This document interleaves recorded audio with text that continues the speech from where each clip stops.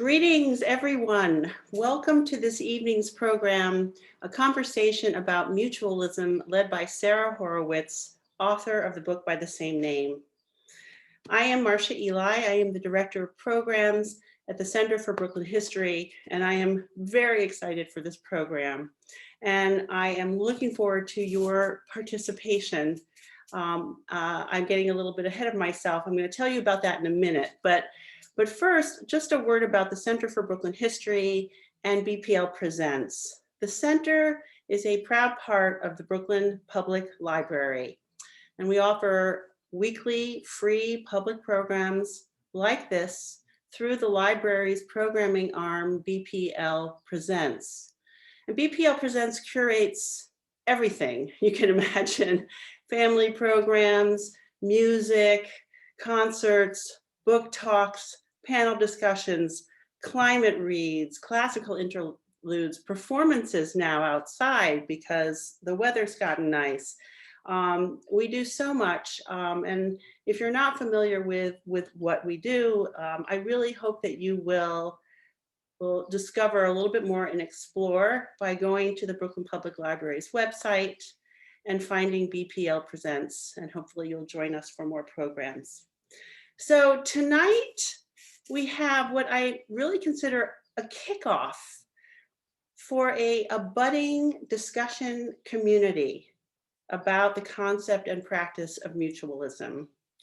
And I'm not going to define this concept or try to explain it because the person who literally wrote the book is here.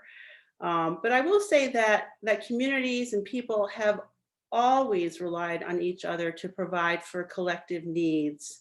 And this way of solving problems and this way of thinking is nothing short of a potential movement right now.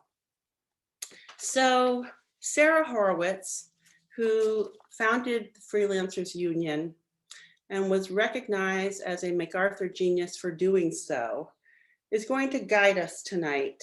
And tonight will unfold in two parts. First, we will hear from Sara and others on the broad strokes, what mutualism is, how that idea has been put into practice. And then we want you to chime in. We want you to participate.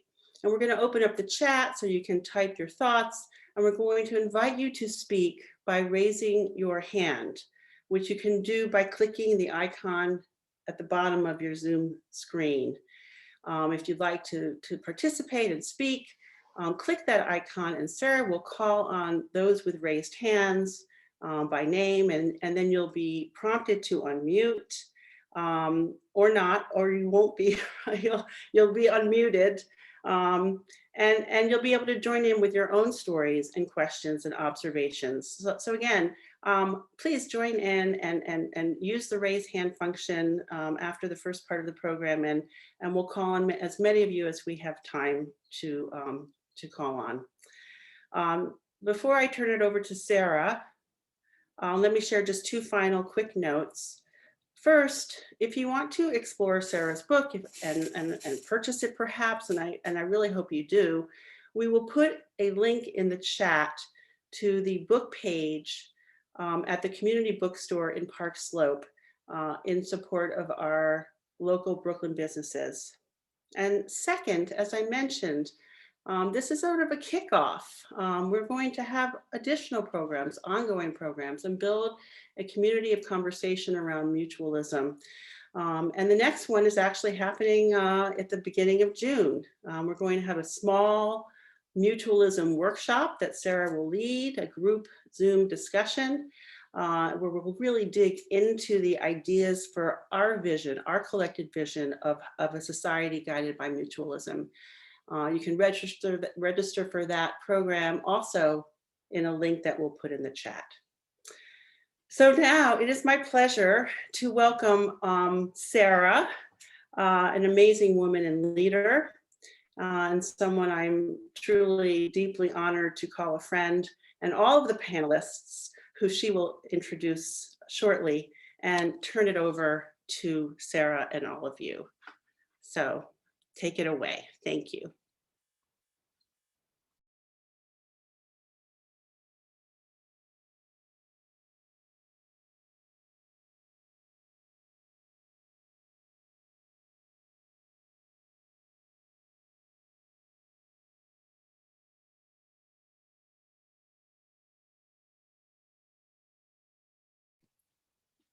Uh, Let me just start again.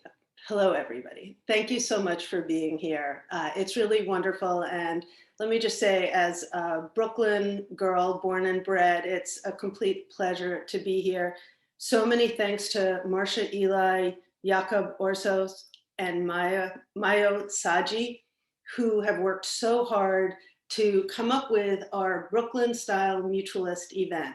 We're going to have a number of panelists who I'll introduce in a moment, but really what we want to do is, for this 1 hour, let's go on a kind of journey together with the goal of trying to look at the world from a mutualist lens, so that at the end of the hour, you might not say, what is a mutualist lens?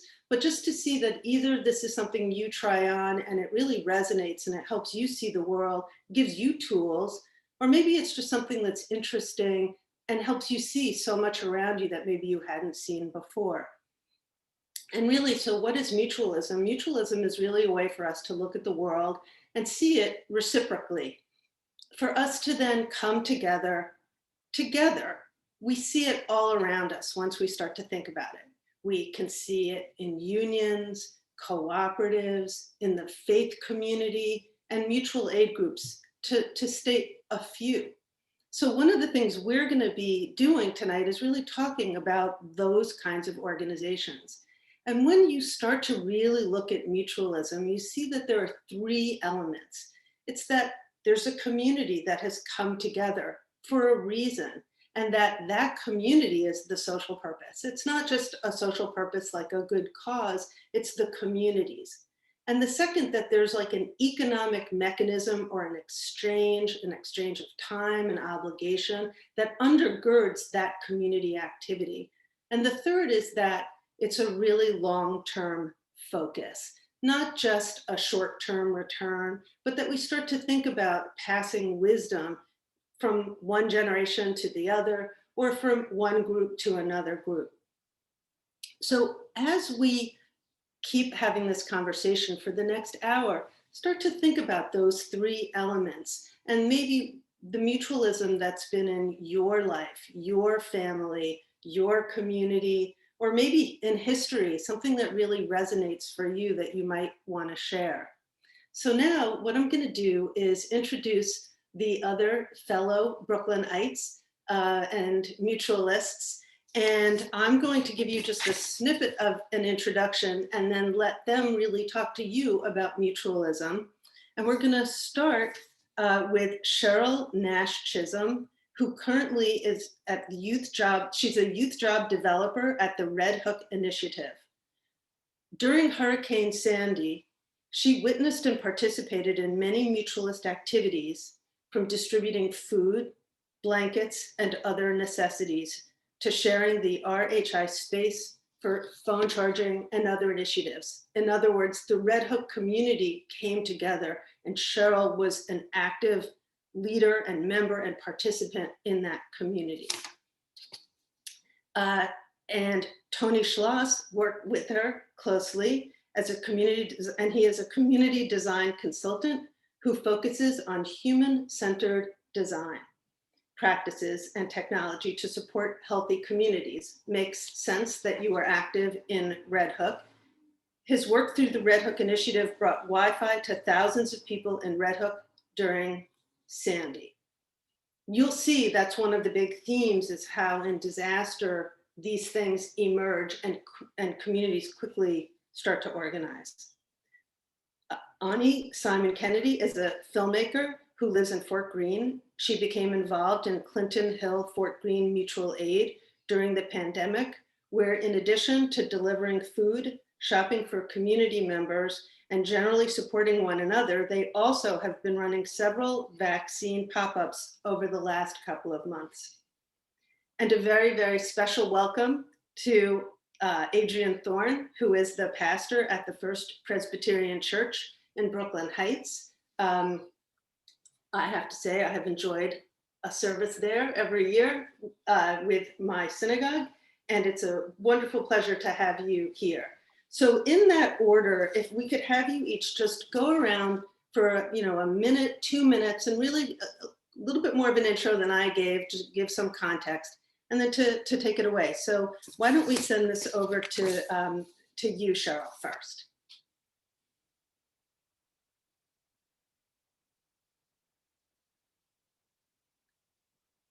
And Cheryl, I don't know, you might be muted.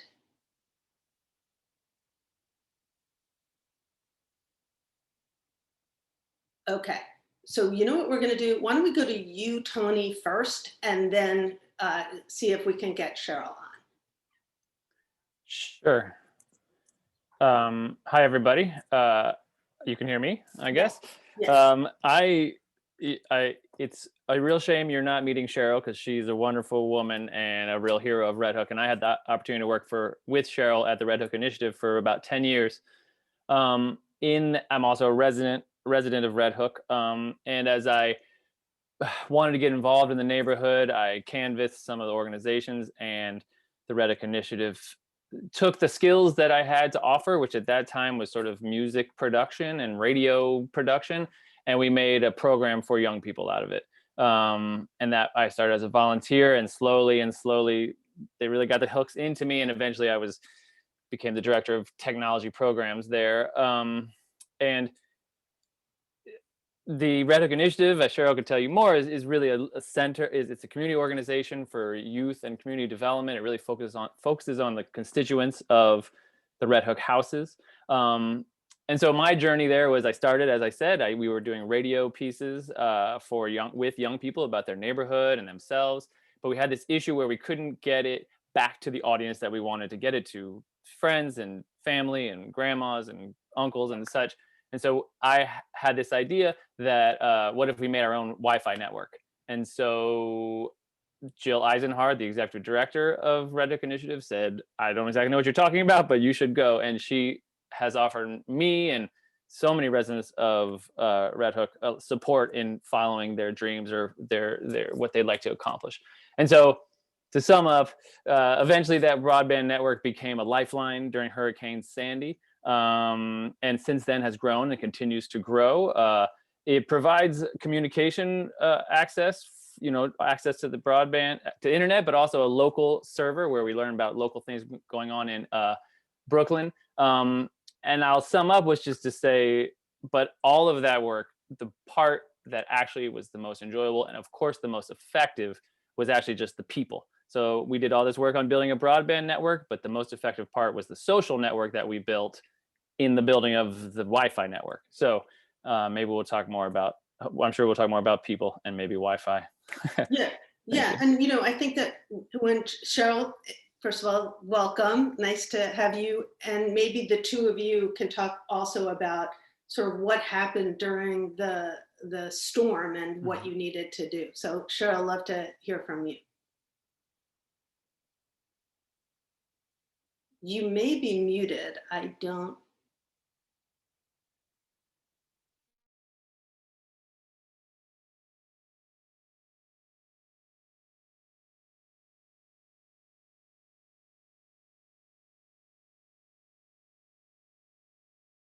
Okay, so what happened was we were kind of shocked by it happening. I've never witnessed any amount of water rising up and coming ashore. But when it happened, I think it took us all by surprise. We really wasn't ready for it. Um, but we tried to get ready for it. And by doing that was by uniting. We had a organization called Occupy Wall Street. And those were a bunch of young people that were very talented with technology. So when they appeared at the door by this guy named Bob, said, do you want to be a place that we can maybe bring food here and let the people charge their phone and this and the other.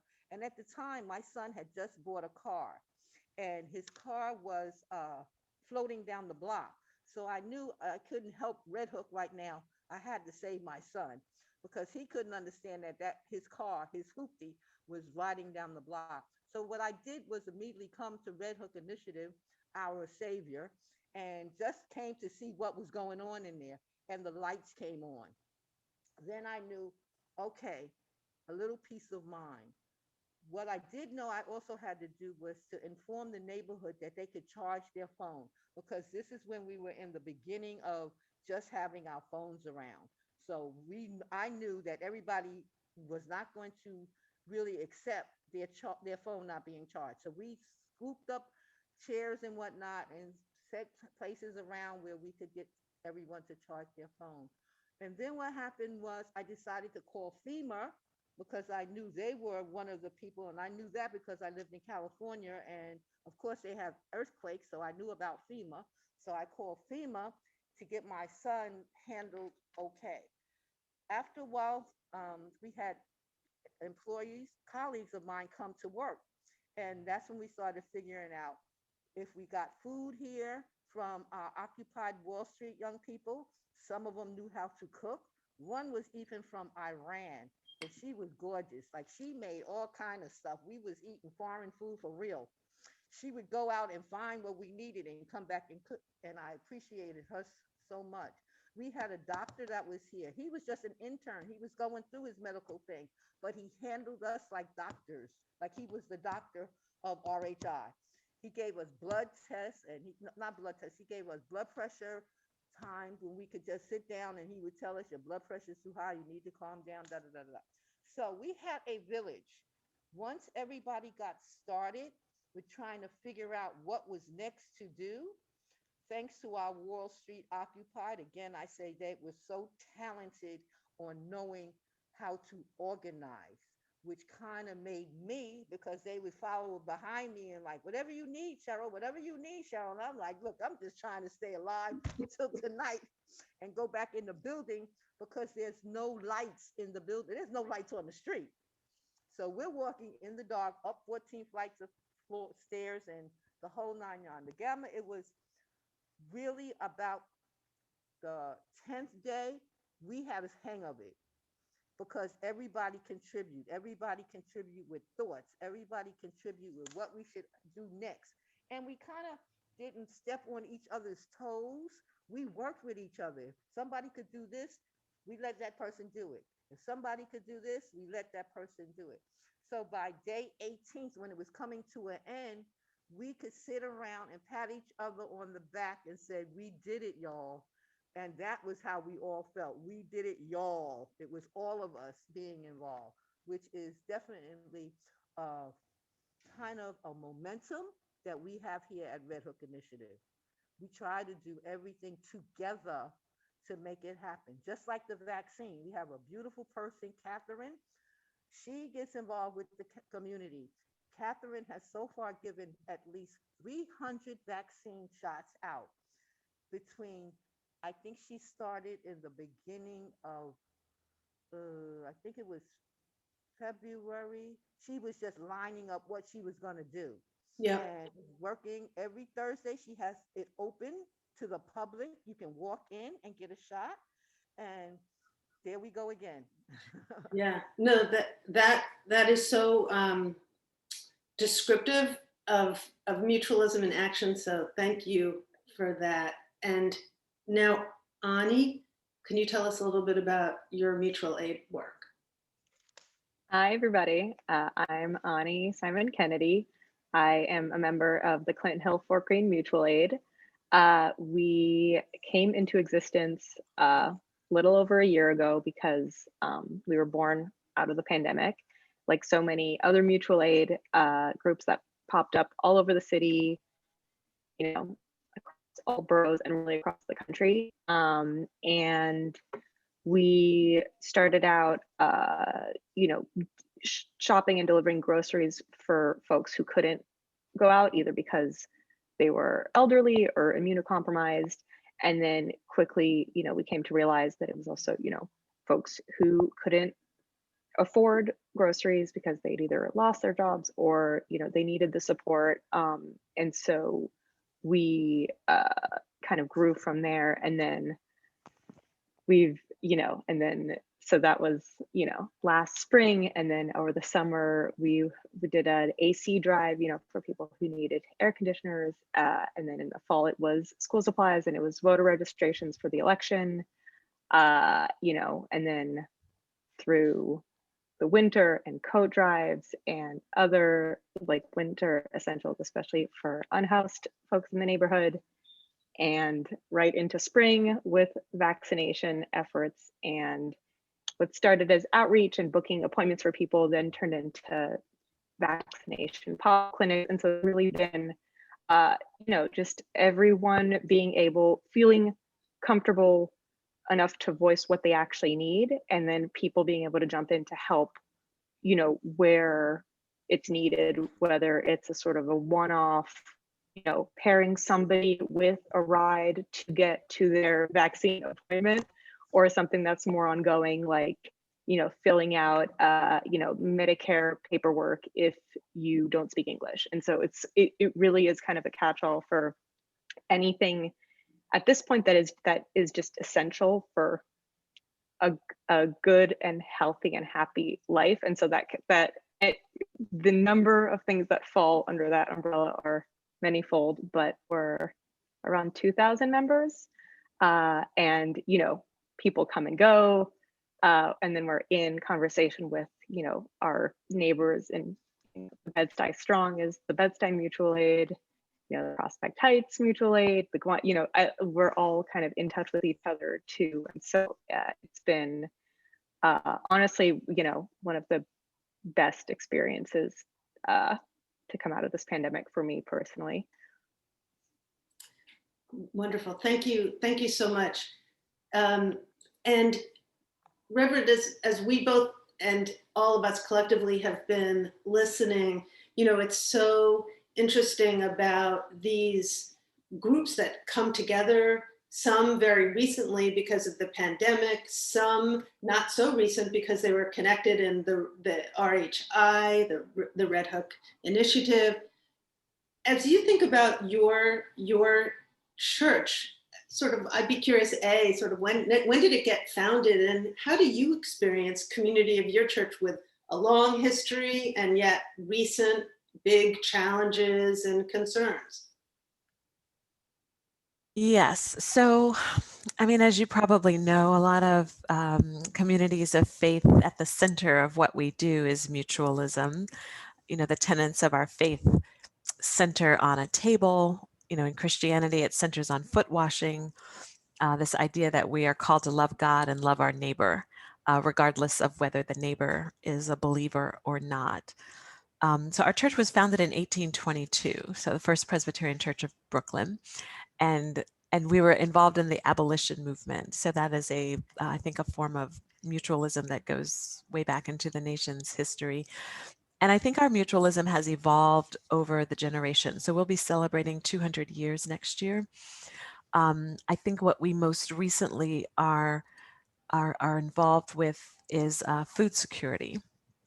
So we have 5 major pillars that we work on. One has to do with immigrant justice and food justice. So we partner with immigrant farm workers on Long Island who literally pick the food that's at the farmers markets here in Brooklyn Heights.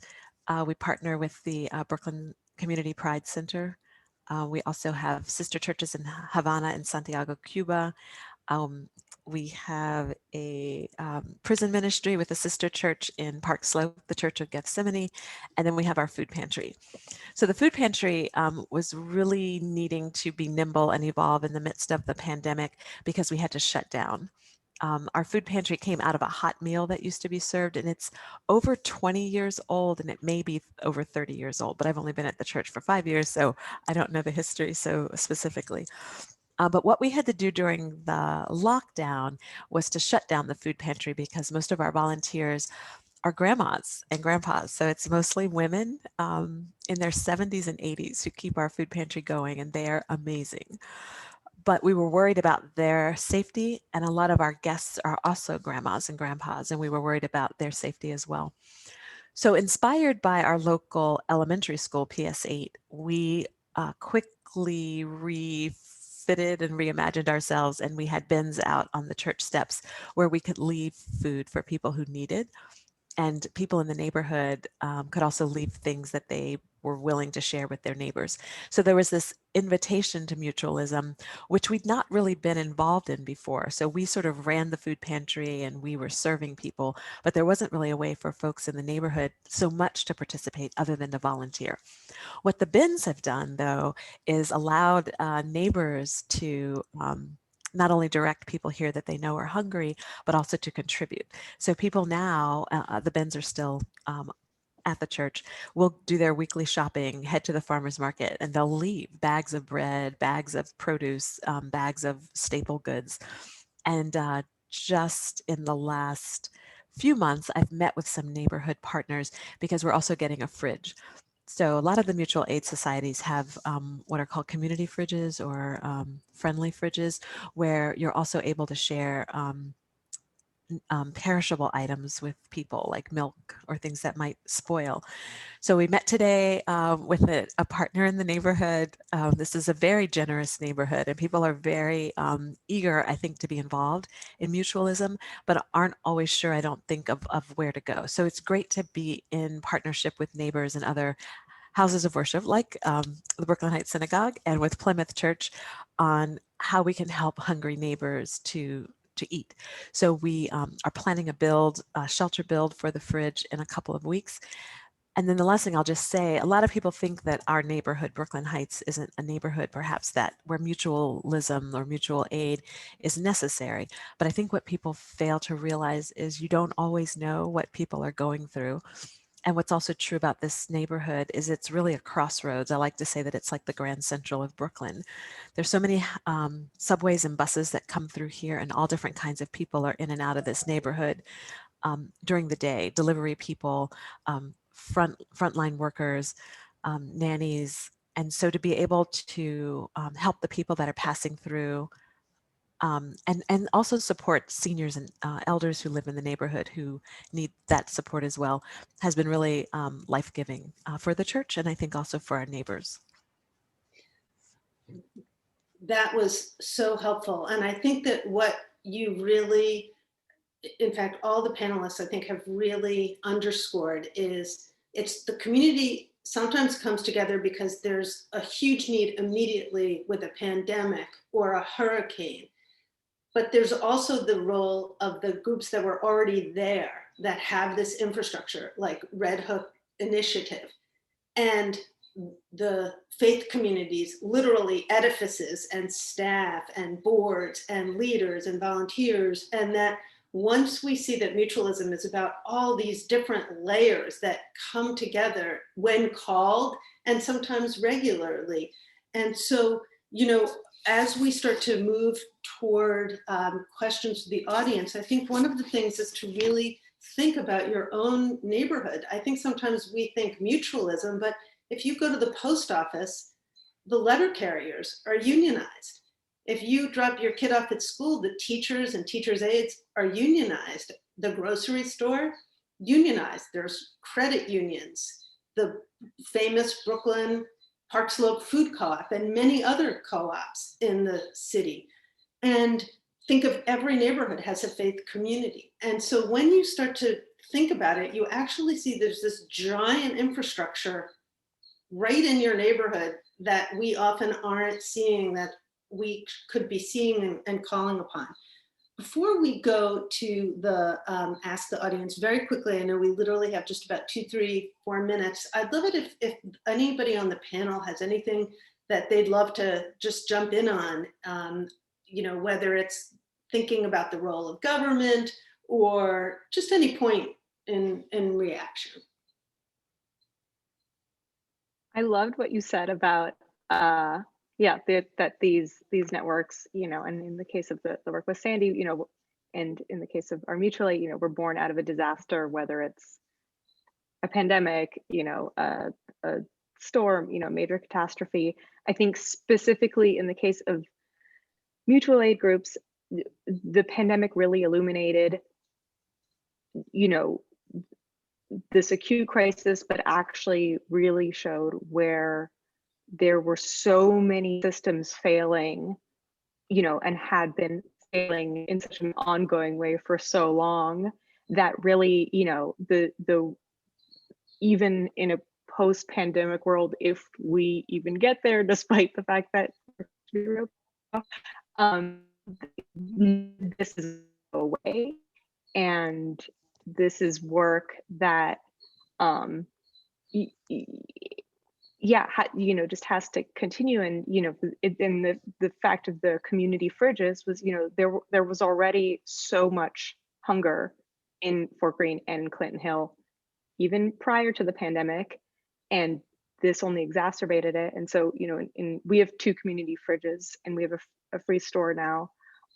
And what's really incredible about this work is that it's open 24/7.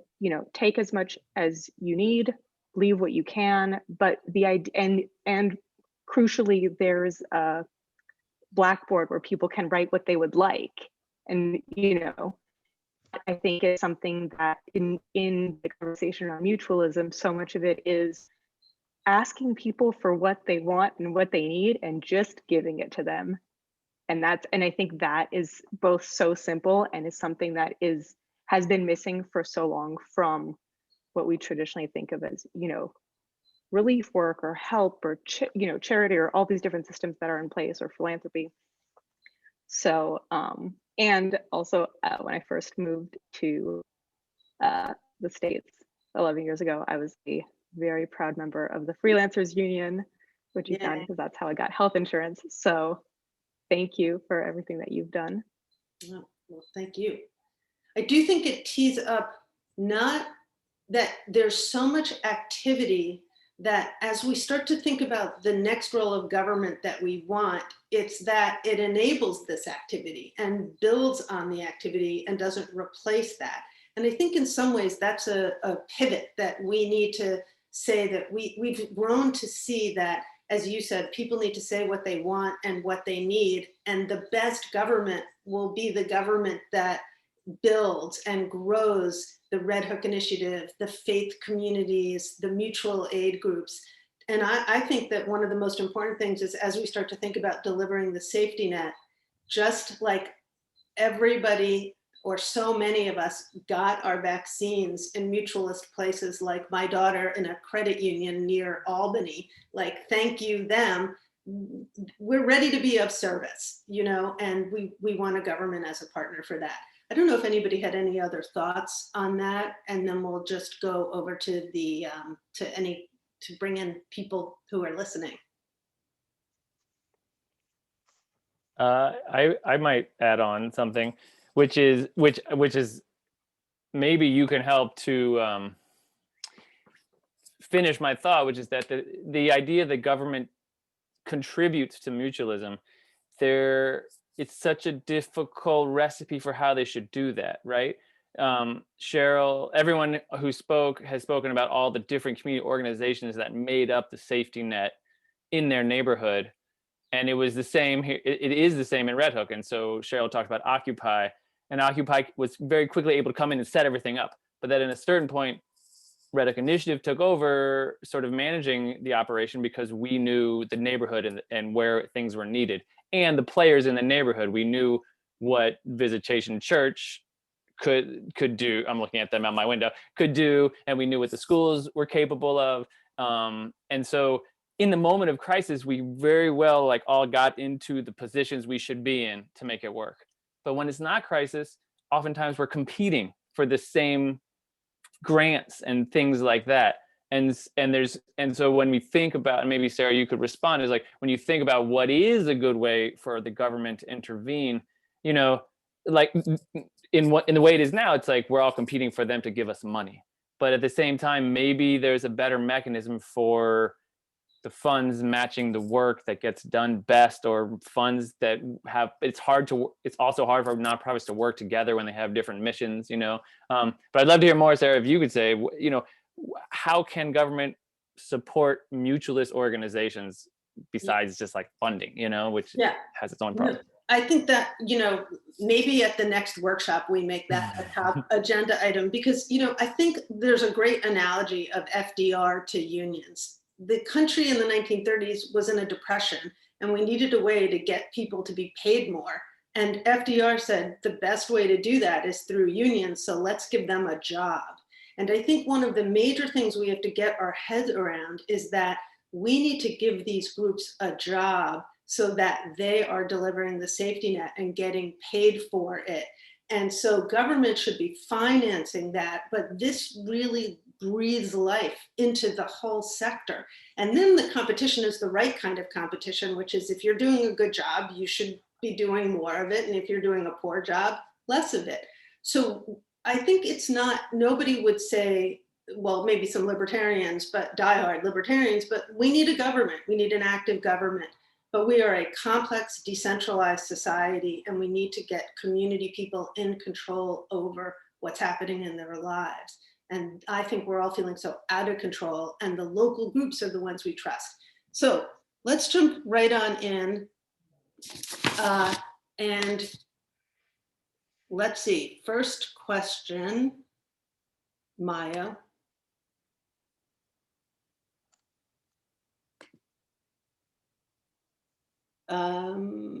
Okay, do we have any questions or do we? Yes, okay. We have somebody who says, how do you get the word out about what you offer to people who aren't on social media or have cell phones or maybe homebound? Thanks for what you do. And does this person want to add anything? Do you want to come on and be unmuted? And Shifra, would love to hear your thoughts on time banks because I share a complete interest in them myself. So anonymous person, you can go first. Can we unmute you? And if not, let's go to Shifra.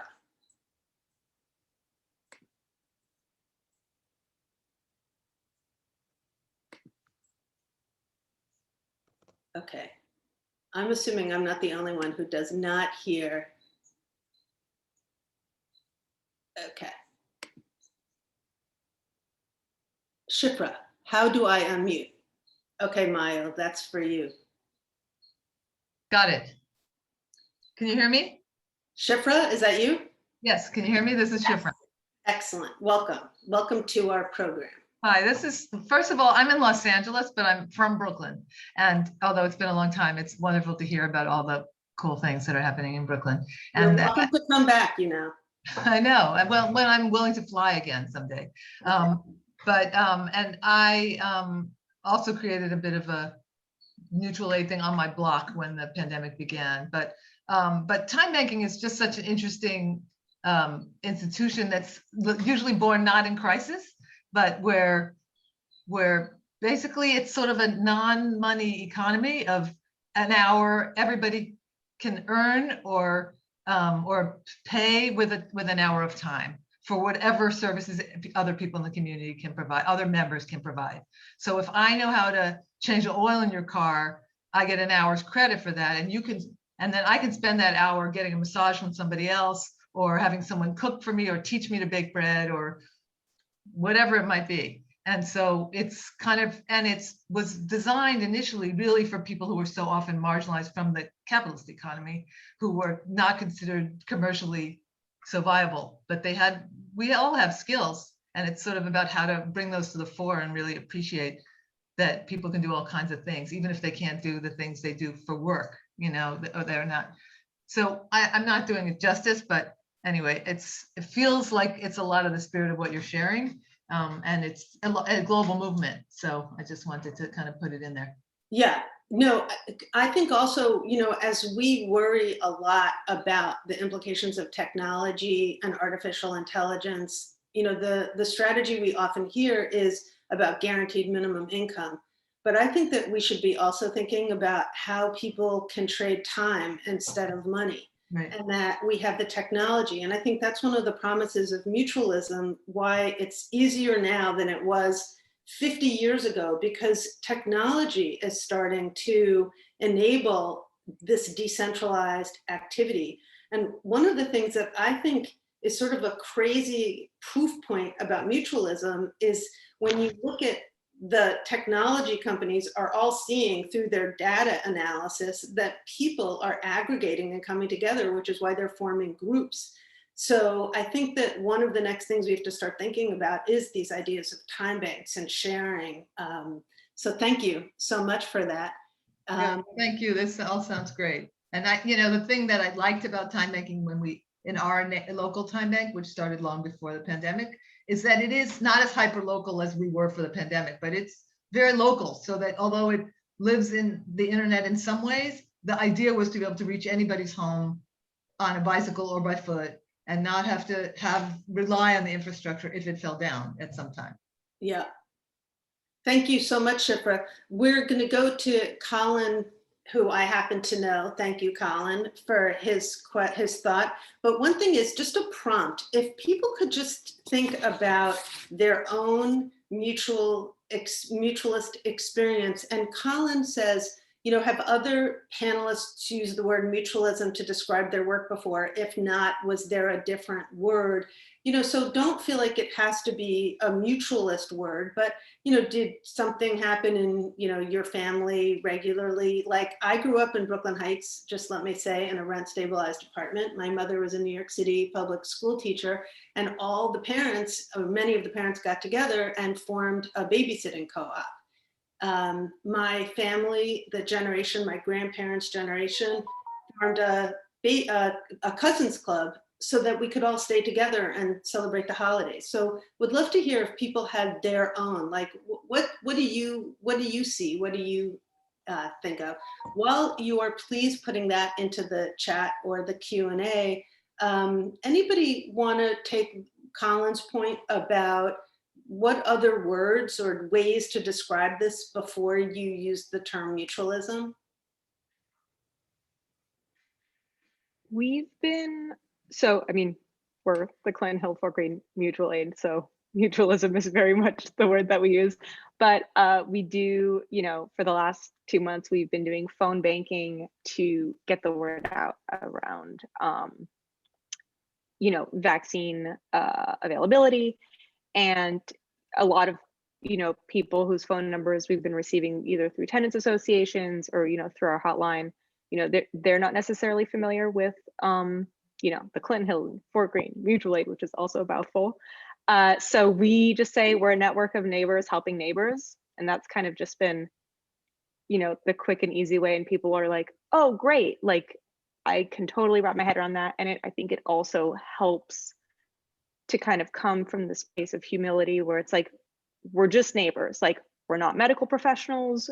We're not, a government agency. We're, we're helping in the capacity that we can help. But also it's like, when it was impossible to get a vaccine appointment, it was also like, yeah, these are the limits of what I can do. Like, I can try to help, but also, there's no guarantee. And I think that's been a helpful framework to operate in where, it's like at the end of the day, we're doing the best that we can with what we've got, which is each other.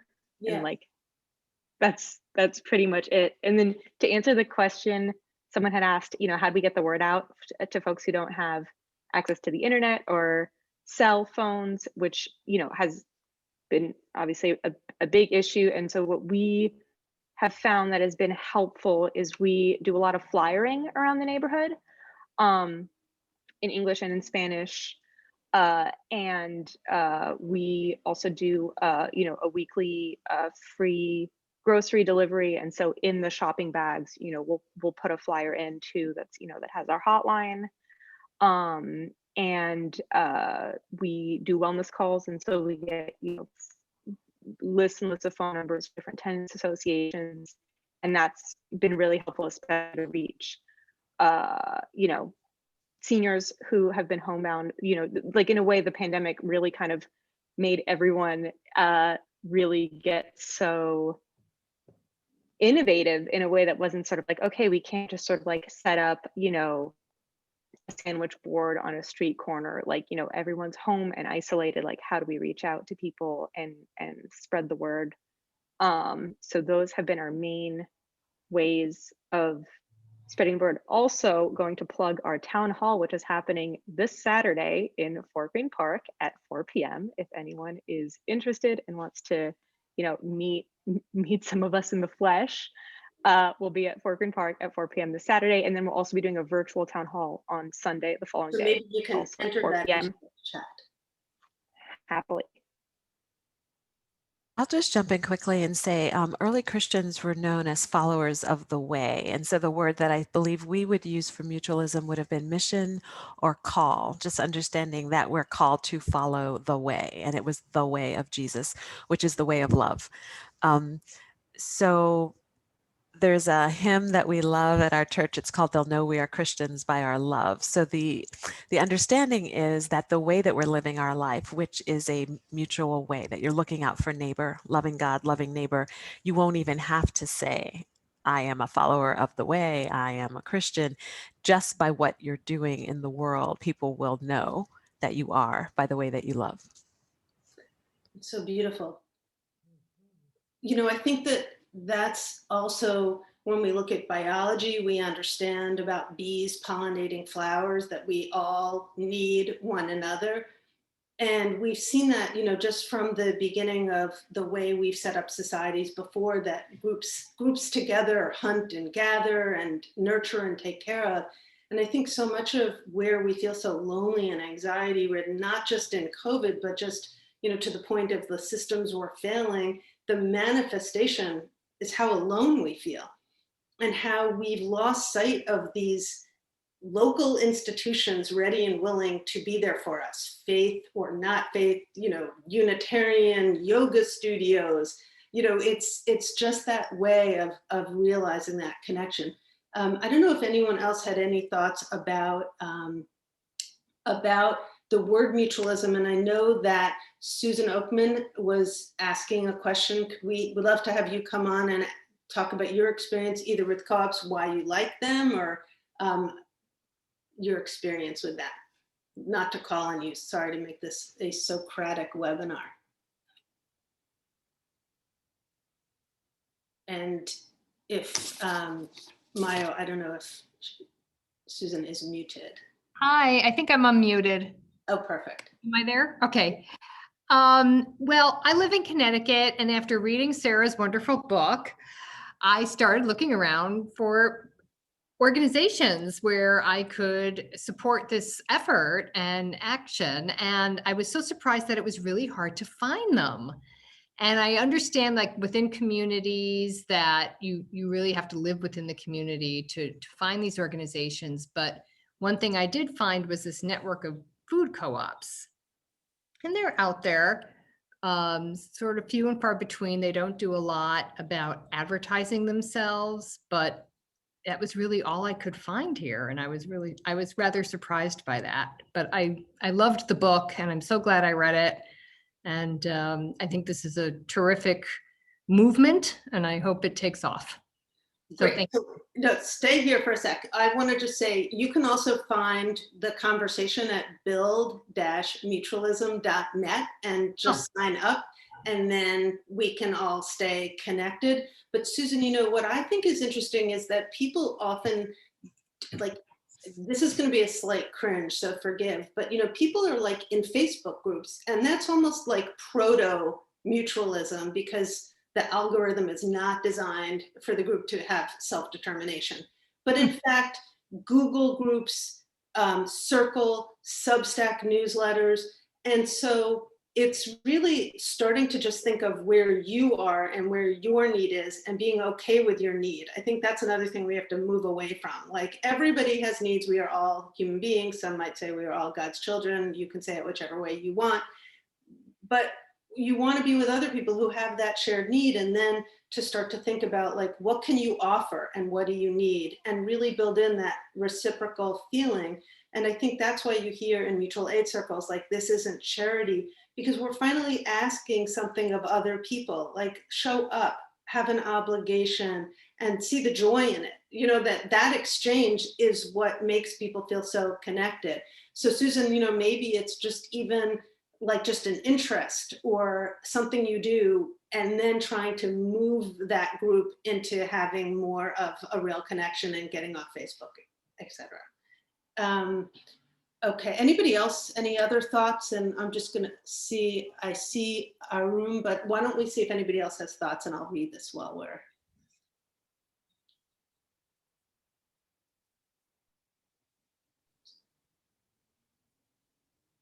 Sarah, just while you read that, Yes. I think actually the co-op question really leads into the next question, which I peeked at, which is that, which I'll let you. Is this a room? This So is not a maybe- room. This is still Tony. This is No, still no, no. Tony. I meant, were you saying it dovetails with what he Yes. just asked? Okay, so maybe we start getting a room in here as you're talking. I think that'd be great, because I think co-ops, I think oftentimes these, maybe they're mutualists or maybe not, do recreate the systems that we have in America that can be oppressive or unfair at the least. But co-ops, the very nature of the way they are built ensures that that doesn't happen.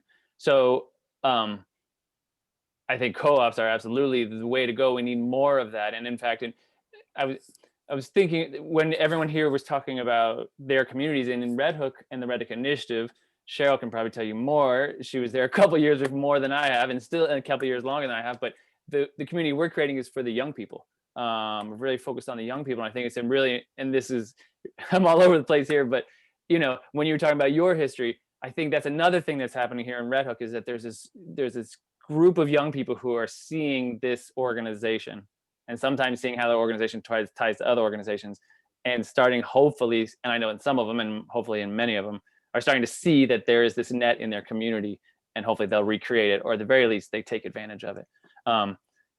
I'm at RHI trying to think of working with them, still working on thinking, how do we build our own co-op? Because if we just keep placing interns into companies that recreate these systemic injustices, then are we really helping?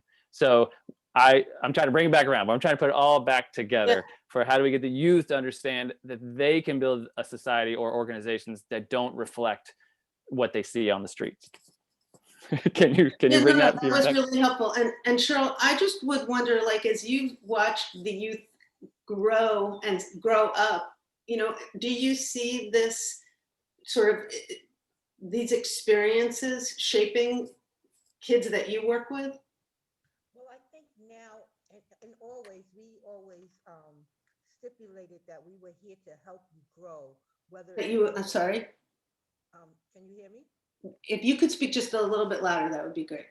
We were here to, we always instilled in the kids that we were here to help them grow, and give them the proper resources that they need to contribute to the cause of what we were trying to do here, but take it beyond here. And by doing that, we made it like it was a job. And in your job, you were given tasks to do, and you can grow in your job. Like my group was job readiness. We were, I was simply teaching them resume writing, interviewing, getting them ready for the work world. And after they was done with that, that was tier 1. They were given a stipend, more or less, instead of being on payroll every other week, like we were. So it gave them incentive to want to go past just being in Miss Cheryl's group, learning about job readiness, and then go get a job at McDonald's. Because once they finished my group, they were able to go and venture if they wanted. What was good about Red Hook Initiative is that we kept them here. And like Tony is saying, trying to make a co-op, I'm hoping that Tony comes back and does that, because it's not like we're getting stagnated. We just need to keep growing. Our kids are here. What happens most of the time, they go off to college and come right back here and apply for a facilitated job where they know now they've got the education, they got the paperwork to follow the education, and now they're ready to give back to the same communities that they're in. So I think that is how we kept what we're doing going, because they know that. We instill that in their mind. You can go and we'll get you a job at McDonald's, or we're here to support you in whatever route that you want to go. If you want to stay, you can stay. What we try to find is resources to keep them skilled, so if we do send them out, they're capable of being able to handle the job. Right. And Sarah, I just want to add really quickly, you know, I live in Brooklyn Heights, which is an incredibly resource neighborhood. But what I'm also learning is it's a neighborhood that has a lot of desire to be mutual. And in walking distance from us are the Farragut housing projects, but there's a train, you know, there's a train between the neighborhoods. And so my dream, my hope, you know, I would love for there to be a farm, a garden, something that would bring people together from these disparate neighborhoods for what I think could be a two-way learning and sharing and mutualism.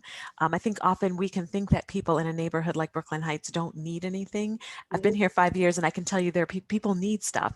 And there are people that we think who have all the needs who have stuff to bring. And so it breaks my heart that the way, and Robert Moses and others set this city up in a way that keeps people separate.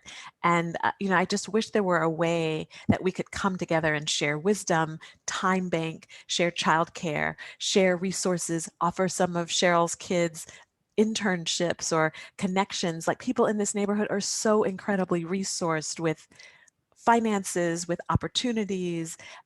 We started this fridge. I had 5 people on the Nextdoor app say, tell me when you're ready to go, I'll buy you a fridge. People are waiting to do stuff here. And I think just need someone like Cheryl, like Tony, like Ani to say, tell me how much you need for your film. How much do you need for the internship program? So if we could figure out a way to bring them together, I think that would be amazing.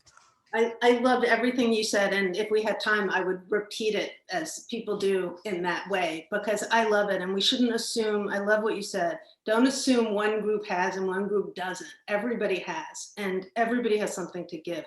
So just to finish this, I'm just going to, first of all, Aruma, I'm so sorry. You're going to have to come to the June 3rd workshop so we can be sure to start with talking about race, colonialism, how people come together, how we bring out our best selves in mutualism. So June 3rd will be a workshop. Please look for the announcements and also in the thank you email. I really want to thank these panelists who were just really wonderful and very mutual and really made this special, talking about something important and how we have to move there as a country. So many thanks to Marcia Eli and to Jakob Orsos, who just put so much effort into making this happen, and Maya Osaji, who made this run so nicely. Thanks to the Brooklyn Public Library and Center for Brooklyn History. Go Brooklyn. And thank you so much to this group. This was really wonderful, and we really want to keep this up and stay connected. So please send any link about anything you're doing that you want other people to know about, resources, books. You can take my book out of the Brooklyn Public Library. You don't have to buy it. And go to build-mutualism.net. Take care. Okay, Thank you, everybody. good job.